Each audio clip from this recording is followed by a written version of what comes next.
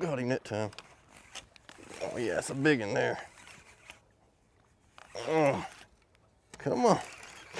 Oh, that's a big one. Look at that. Holy smoke, that's huge. Golly. Holy cow, look at that. On the skip and swim right there. Look at that. Big bad Guntersville bad girl.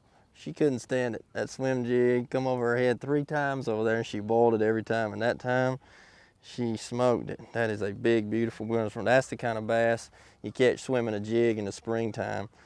And this is a new lunker lure, skip and swim jig. And I use this in these places where you've got a lot of heavy grass, lily pads and things. Has a really skinny small head with the weight on the shank of the hook. It's still a 3/8 ounce jig, big heavy 4/0, heavy wire Gamakatsu hook in it.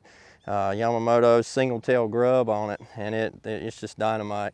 This is the kind of bass I'll be winning the Bassmaster Classic here on Guntersville in February. That's a nice, close to 6 pounder, 5 3/4 probably. So beautiful. Well, I moved to Alabama from North Carolina back in 1998, and when I moved here, I was 23 years old, and I had never really swam a jig before. And after a couple of years of being here, getting to know several people around my area, a friend of mine I got to know named Howell. He's a really good all-around fisherman, and he was a good jig swimmer. And I always heard people talking about, Chad and other guys winning tournaments swimming a jig. And I asked him, I said, well, how do y'all swim a jig? Because in North Carolina, Kerr Lake, those areas I grew up, I swam a jig, but I just reeled it like a spinnerbait and caught a lot of fish on it.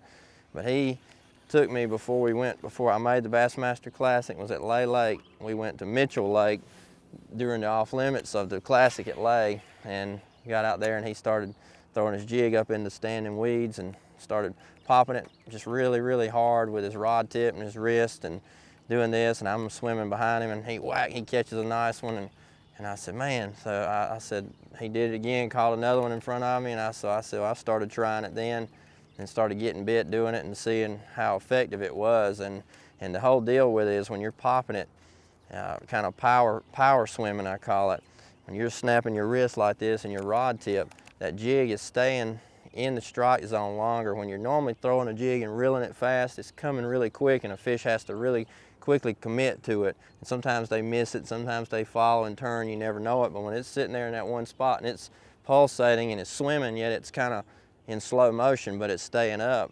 They have longer to commit to come get that jig, and that's what makes them bite it. And that's why that power swimming, I think, is the first thing I do everywhere I go now. I'll do it that way. It also pops the braid right at the water surface, makes a little ticking sound like a crawfish, I think.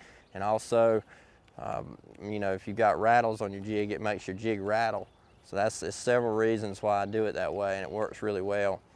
And the setup, and you've got to use braid. That's the whole deal. Some people ask a lot of times, can you do it without braid? And I don't think you can. Braid gives it that direct contact, the instantaneous connection to make the bait do what you want it to do. Fluorocarbon won't do that, but braid will. Oh man, let's see if one's under there. And dock's only 2.5 foot deep right now.